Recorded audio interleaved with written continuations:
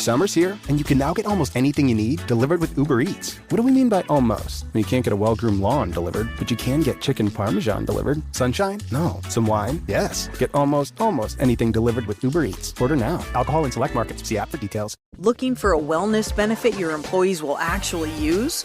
Meet WellHub, the corporate wellness platform employees love and HR trusts.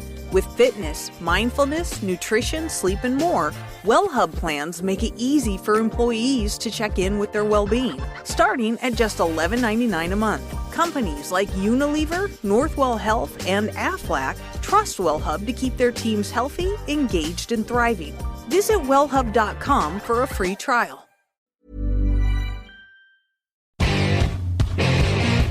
What time is it now? Time is it now? Talk to that. Talk to that. What time is it now? What time is it now?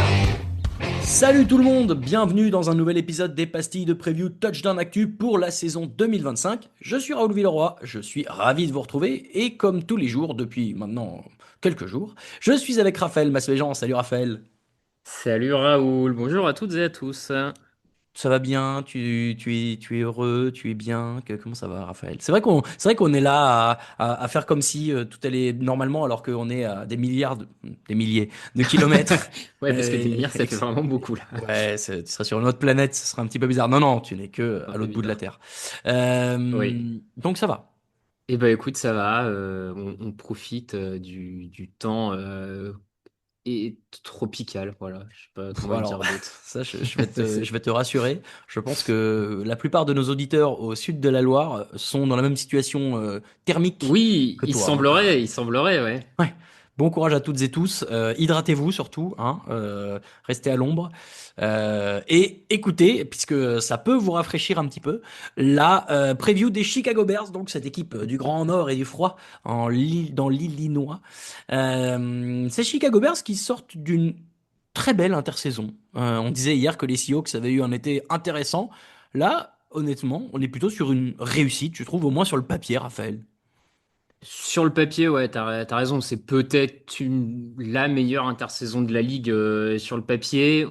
On a réussi à recruter le coach qui était le plus hypé de l'intersaison, Ben Johnson, ancien coordinateur des Lions. Donc première victoire.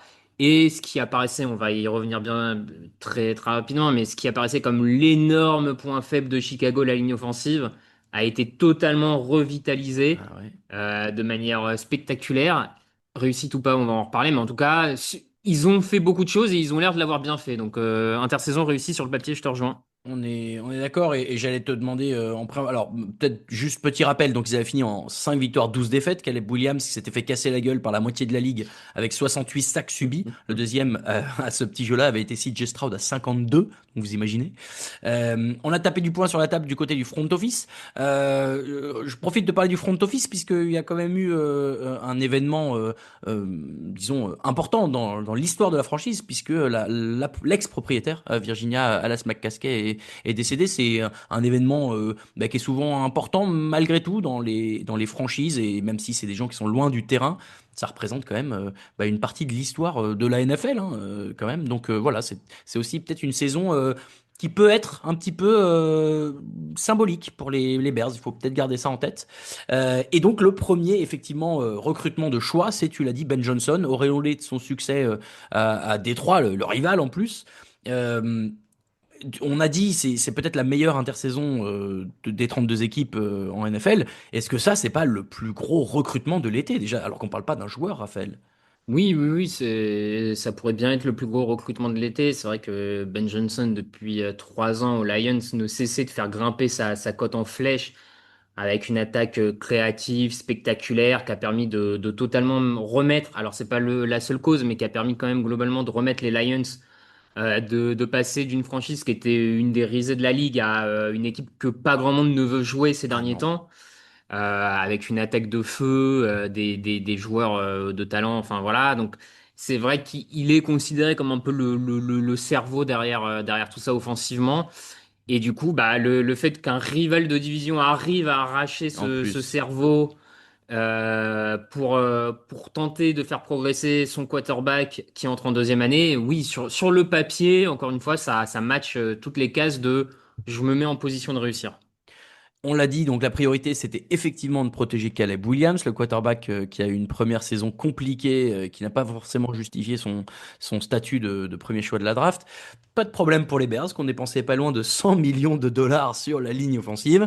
On a recruté le joueur de centre Drew Dalman directement d'Atlanta. On a fait venir Jonah Jackson des Rams dans un échange, mais surtout, on a fait venir Joe Thuney, le guard de Kansas City. Est-ce que tu sais combien de bagues a Joe Thuney, Raphaël? De bagues de Et ben, champion. avec Kansas City, il a dû en prendre deux, trois. Et puis chez les Pats, il a dû en prendre une ou deux. Je sais pas, il doit être à 4-5. Eh ben, il est à 4, bravo. 2 avec New England, 2 avec Kansas City. Donc, c'est quand même aujourd'hui un des joueurs les plus Ouais. couronnés de succès à son titre. Ça fait, donc, voilà. Déjà, premier constat, on peut plus vraiment donner d'excuses à Caleb Williams de ce côté-là. Ça devrait fonctionner. Ouais, c'est ce que je me suis mis dans les notes et ça paraît assez fou.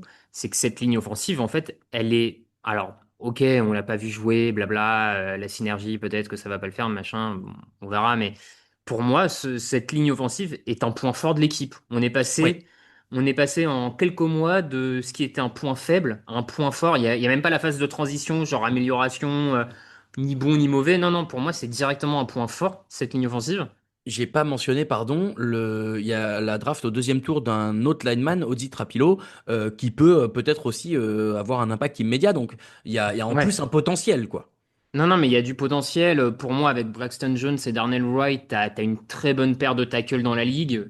Et puis là, l'intérieur de la ligne est complètement transformé. T'en as parlé, Tunney, qui est un des meilleurs gardes. Drew Dalman, qui pour moi est, depuis deux trois ans, un des meilleurs centres, top 5 centres de la ligue.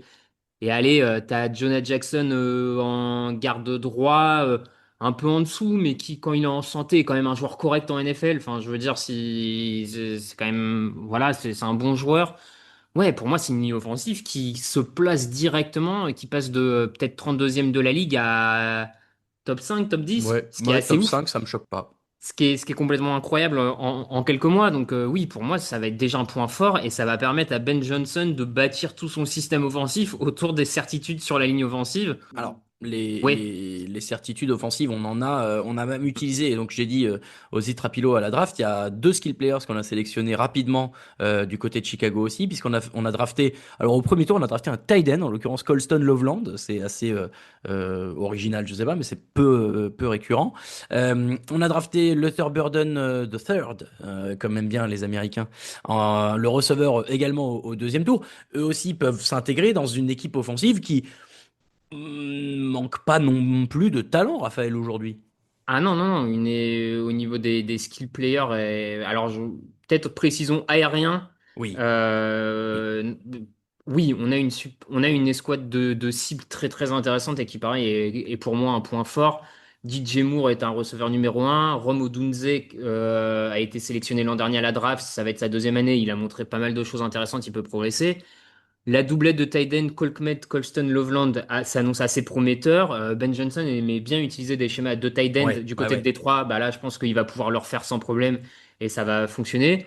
Tu l'as dit, il y a Luther Burden qui arrive. Bon, franchement, il y a quand même de quoi lancer la balle et surtout être sûr qu'elle soit réceptionnée du côté de Chicago. Donc oui, offensivement, on reviendra sur un ou deux postes plus tard dans d'autres sections de la pastille. Mais en tout cas, que ce soit dans les skill players aériens ou la ligne offensive, pour moi, on est sur deux gros points forts de l'équipe. Luther Burden, qui j'ai vu a une chaîne YouTube sur laquelle il fait des vidéos de cuisine avec sa petite amie. Voilà, si jamais vous voulez aller voir C'est ça. vrai? Si jamais ça ne Ok. marche pas comme receveur, il pourra toujours se reconvertir comme cuisinier pour les Bears. J'espère pas pour lui. Il y a donc bon, tu le dis sans le dire du coup, il y a un point d'interrogation dans cette équipe offensive, c'est le jeu au sol. DeAndre Ouais. Swift va retrouver Ben Johnson, Hmm. avec qui il a joué à Détroit. Rojon Johnson sera utilisé en deuxième menace. Ça manque un peu de patate, mais en fait, pour moi, je vais te dire tout de suite, c'est mon facteur X, ce jeu au sol, parce que Ok. la O-line, sur le papier, a de quoi ouvrir des brèches. Les receveurs, tu l'as mentionné, vont probablement ouvrir un peu le terrain aussi. Et donc, est-ce que ce jeu au sol peut remplir les deux rôles qu'on attend d'un jeu au sol efficace, à savoir faire avancer le ballon, mais surtout garder la possession? et pas se faire trop manger au chrono par leurs adversaires, parce que si tu te sers juste de ton super quarterback bien protégé pour avancer tout le temps, bah, tu donnes beaucoup de ballons à l'adversaire aussi. Moi, aujourd'hui, c'est ma question. Je n'ai pas de réponse à cette question, mais je me Ok. demande dans quelle mesure ce jeu au sol peut soutenir suffisamment le reste de l'attaque qui a été très bien construit. Ok, bah, j'ai un autre facteur X, mais on y reviendra plus Ah, tard. Mais sur le jeu au sol, oui, toi, tu l'as en point faible du coup? Alors, je l'ai en point faible parce que sur le papier, je trouve que ça manque de talent. Quoi qu'il arrive, c'est pas des mauvais joueurs, hein, Rashon Johnson et DeAndre Swift. Mais je pense quand même que si on compare avec le reste de la ligue, on est en dessous de beaucoup des squads de coureurs en termes de talent, je Ouais. pense. Donc, je l'aurais en point faible. Maintenant, là où je te Ok. rejoins sur le côté un peu facteur X et où tu as raison, c'est que c'était un point faible aussi derrière une mauvaise ligne offensive, etc. Peut-être qu'avec cette ligne offensive, peut-être qu'avec des nouveaux schémas offensifs, les mecs vont plus être un point faible et vont juste être un groupe de coureurs corrects. Et voilà, donc ça, je veux bien le croire sur le côté facteur X là-dessus, ouais. Mais Ok. c'est vrai que sur le talent, peut-être sur le talent comme ça, c'est une escouade que j'aurais tendance à classer un peu bas dans la ligue. Donc j'en ferai un point faible en Allez, comparaison avec le reste, moyen, quoi. moyen moins. Ouais, On va dire ça. On va voilà. mettre des notes. À la force, il faudrait qu'on mette des lettres comme les Américains. Personne n'y comprendrait rien. Euh, alors, on a beaucoup parlé du boulot qui a été fait en attaque. On n'a quand même pas négligé non plus les lignes défensives. Et notamment, on a fait deux très gros recrutements, à savoir le defensive end Dayo Odeyingbo et le defensive tackle Grady Jarrett. Là aussi, on a mis quasiment 100 millions sur la table hein, pour ces deux joueurs-là. Donc on n'oublie pas que la défense doit être un sujet de préoccupation.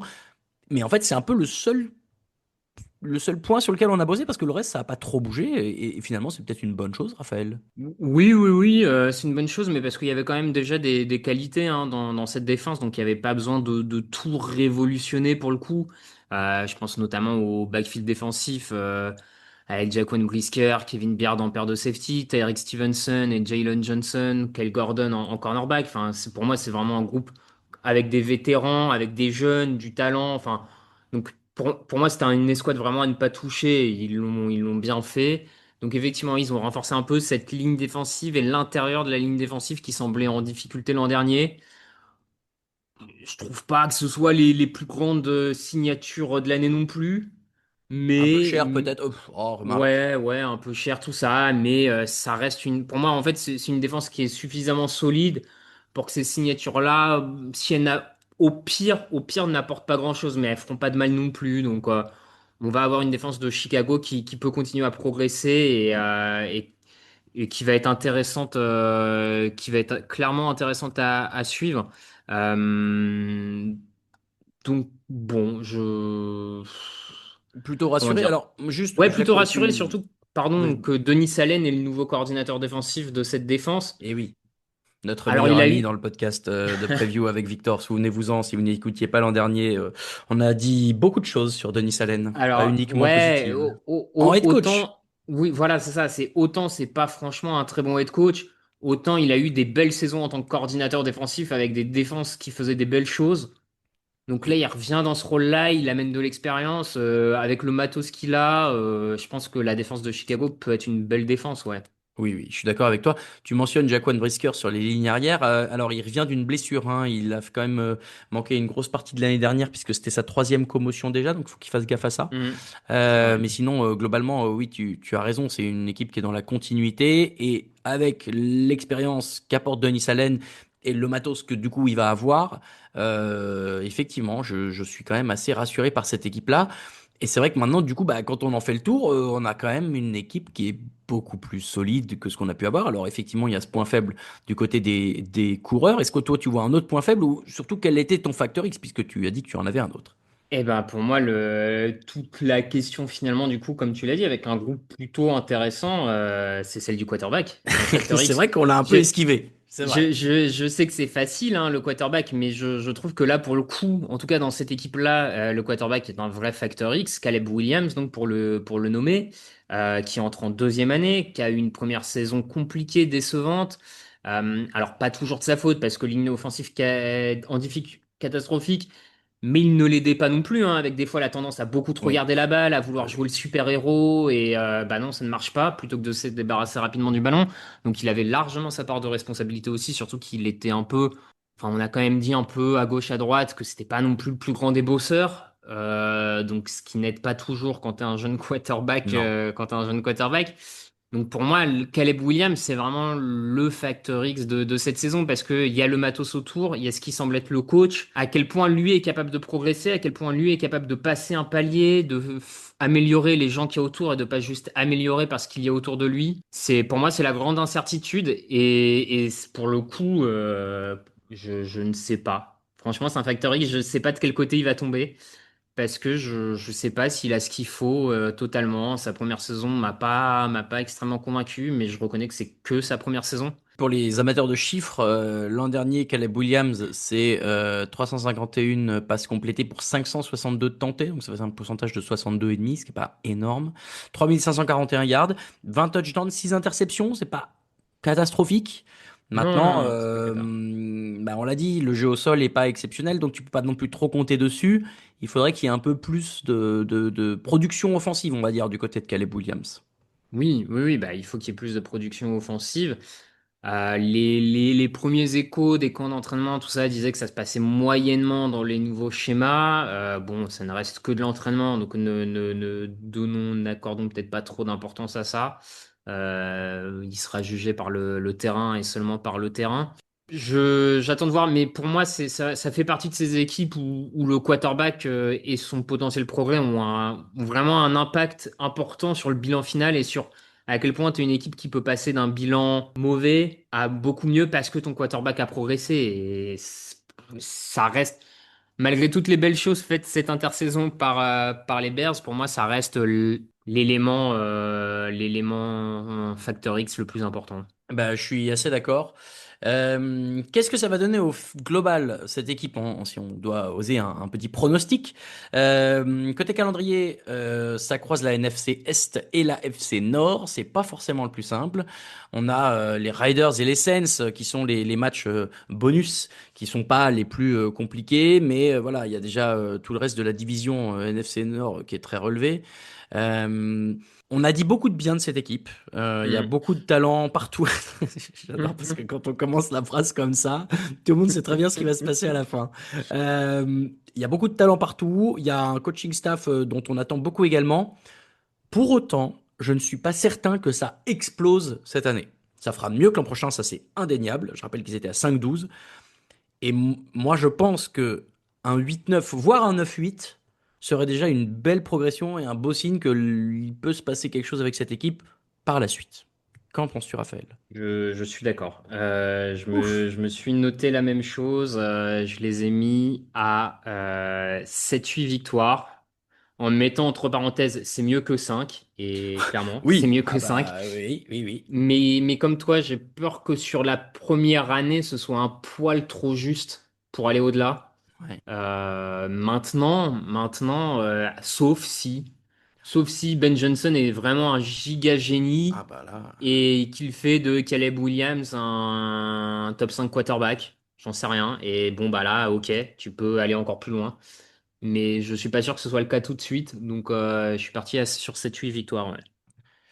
Bon, eh ben, écoute, voilà, on va tomber à 8 du coup, comme ça on est tous les deux cohérents. Mais voilà, c'est mieux quand même. Soyez pas trop tristes, amis fans des Bears, c'est quand même mieux que 5. Voilà, en tout cas, c'est tout pour aujourd'hui. On va se retrouver demain pour un nouvel épisode. Ce sera toujours avec toi, Raphaël. Et cette fois-ci, on va enfin aller un peu plus au soleil du côté des Falcons d'Atlanta. N'oubliez pas d'aller lire la preview qui est écrite par un autre rédacteur directement sur le site de Touchdown Actu pour compléter ce que vous aurez déjà entendu ici. Et de toute façon, vous le savez très bien, toute l'actu de la NFL avant, pendant, après la saison, c'est sur touchdownactu.com. Donc n'hésitez pas à y aller, foncez, retrouvez-nous aussi sur tous les réseaux sociaux. Sur Instagram, vous êtes sur Instagram? Allez sur Instagram. Merci Raphaël. Avec plaisir, Raoul. Et on se retrouve demain pour un nouvel épisode. Ciao, ciao.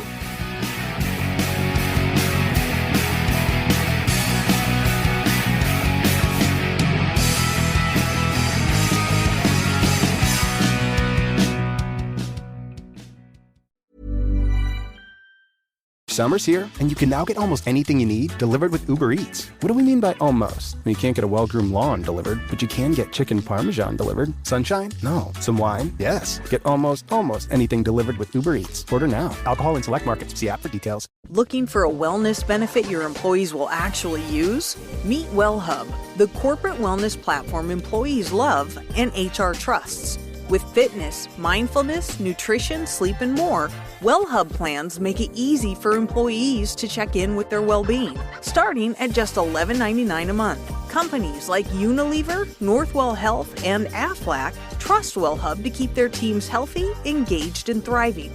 Visit wellhub.com for a free trial.